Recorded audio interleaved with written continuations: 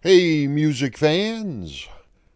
This past Friday, April 4th of 2025, my favorite band, 38 Special, played at the Des Plaines Theater in Des Plaines, Illinois.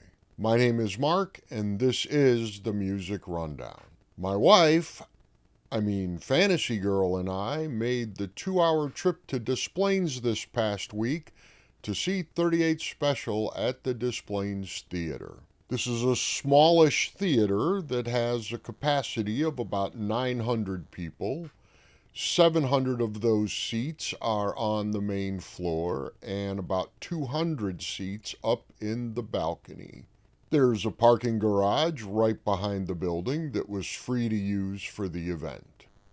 Just a short walk from behind the building around to the front. Along this walk, it just happens to be where the trucks and the tour bus were parked.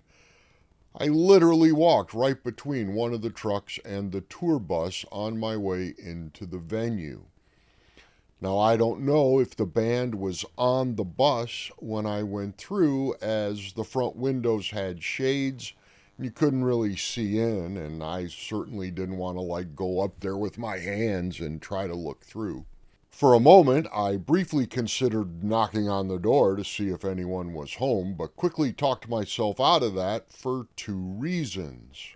The first reason, I would hate to get arrested for stalking before the show, and two, joking aside, I always want to respect the boundaries of the band and not force them into a situation that makes them uncomfortable or gives them the willies.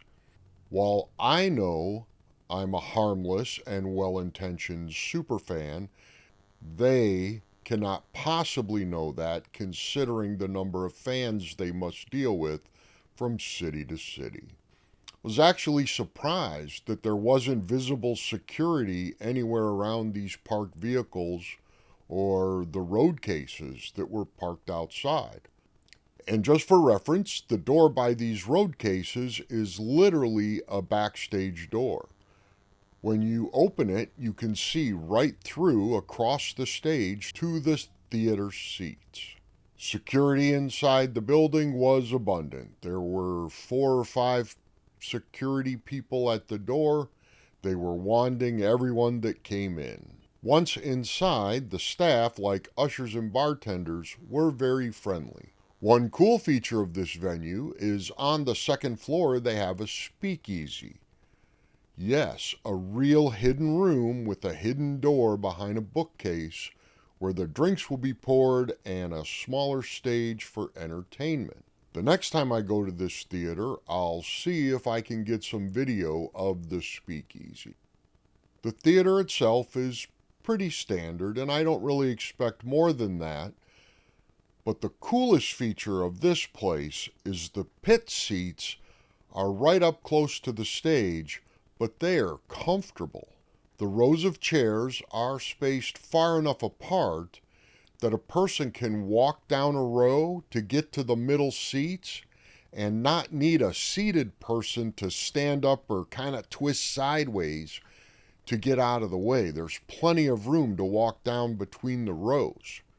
The ushers were also generous with nudging the chairs a little further apart from each other to be more accommodating for folks like me with that extra padding. The stage seems small compared to other venues I've been to, small enough that I did notice some differences in the 38 Special show itself. Some more on that in a minute. The show itself is spectacular start to finish. I know I'm a super fan, and you might think I'm only here to stir the Kool-Aid, and you're mostly right. But I would not say anything that I didn't really believe. They did seem to have a few technical challenges. I heard some rumblings amongst a couple of the crew that one bank of lights was not working. Though it must have been corrected by Showtime, or I was mistaken in what I heard, as I didn't notice any lights that didn't seem to be working. At the start of the show, bass player Barry seemed to have some kind of an issue though it wasn't with the bass itself, as I could clearly hear that coming out of the PA. He kept looking over at the side crew, and eventually someone came out and adjusted some stuff on his back, and it seemed to be okay after that. This might have been an issue with the in-ear monitor receiver, or something as simple as adjusting a strap that wasn't comfortable. As I said already, the stage was small, and it seemed like a really short distance from front to back. At other shows, you cannot see Gary come out and get behind the drums. He usually goes behind the backstage light features, and in combination with the darkness before the show starts, he stealths his way to the drums and just kind of appears there when they're ready to go. Here, a stagehand was standing at the curtain with a flashlight, and Gary walked across the stage in front of those light features, which I think were set up right up against the back of the wall of the building. There were also a couple of times a stagehand ran across the stage from one side to the other. Normally, they would make that trip behind those lights and the audience wouldn't see them. The mic stands for Don, Jerry, and Barry were set up right on the edge of the stage.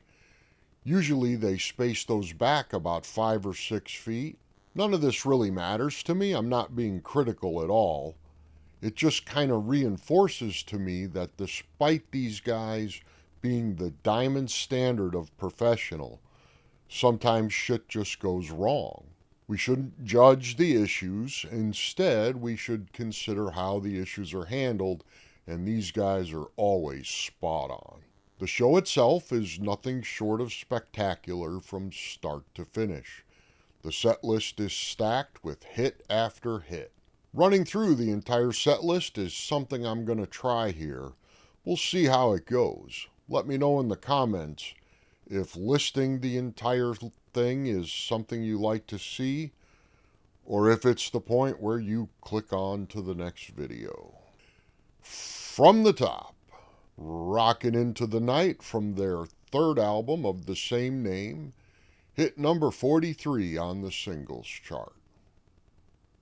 Wild-Eyed Southern Boys, again from an album of the same name, hit number 35 as the third single from this album. Back Where You Belong peaked at number 20. The Sound of Your Voice off Bone Against Steel was number 33. Back to Paradise from the Revenge of the Nerds soundtrack hit number 41. Honky Tonk Dancer. This one was not released as a single, but this tune really jams with Bobby taking lead vocals. The intro riffs from Jerry are simply perfect. Roughhousing, again, no chart position as it was not a single, but this tune from the Special Forces album gets you pumped up for sure. Next up, Teacher Teacher from the film Teachers. Made it to number 25 on the charts. You Keep Running Away went to, number nerds wait for it, number 38. Somebody Like You from the Strength in Numbers album hit number 48. Second Chance from the Rock and Roll Strategy album peaked at number 6. Like No Other Night hit number 14. Hearts on Fire. While this single did not chart the Hot 100, it did hit number 30 on the rock chart. This is one of my favorite songs, as the lyrics really speak to me in life and business. 2 lines in particular I will bore you with from Hearts on Fire. Well, I guess these are more like phrases or sections, I don't know. The first one is, people want to say what I should be, why can't they leave me alone? And the second, you can try for what you want and get what you deserve. That sounds like a good segue to say I want you to subscribe to my channel.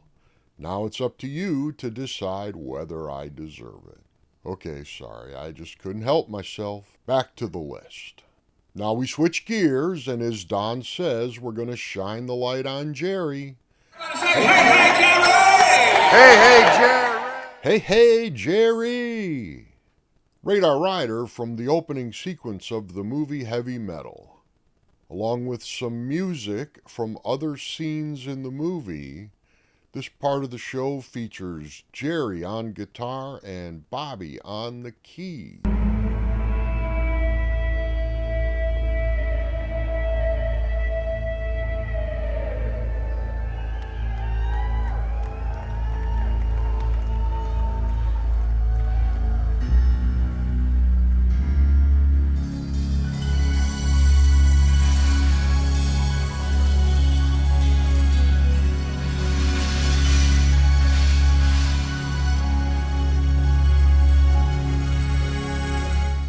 If I'd Been the One charted to number 19. Fantasy Girl, number 52. How this one only made it to number 52 is beyond me. It is a spectacular tune. Then we get Good Times. This is an Easy Beats cover and was an Australian hit back in '68. It's been re-recorded by several different bands since then. Bobby takes some of the vocals and leaves the keys and comes to the front of the stage to rile up the crowd. This is always a pretty electrifying moment. Then we go to Trooper with an Attitude, yet another movie tune. And 38 Special actually did the entire musical score for that movie. Then we get Gary Moffat's drum solo. Most drum solos are when you sit down and take a break or try to run to the can or go get another drink. Not this one. The infectious beat keeps you engaged right up to the end. The final tune of the main set is Caught Up in You. This one hit number 10 on the charts and is still played on rock radio to this day. Don says a thank you and a farewell, but we know they're not done. After a minute or so of darkness, we get the lightning strike, and the band returns to the stage for Chain Lightning. This one hit number 9 on the rock charts, but didn't make the Billboard chart, and I just don't understand why. This song absolutely kicks ass. Finally, the one we've waited all night for, Hold On Loosely.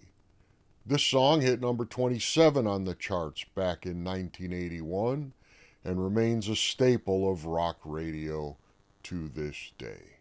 We closed the show with a cover of Travelin' Band. And man, when they're done, it's an awesome feeling to have been through that. I would challenge you to find a band that is touring with more charting hits in the set list. I see 38 Special whenever they're close. So far, I've seen 4 shows in 2025.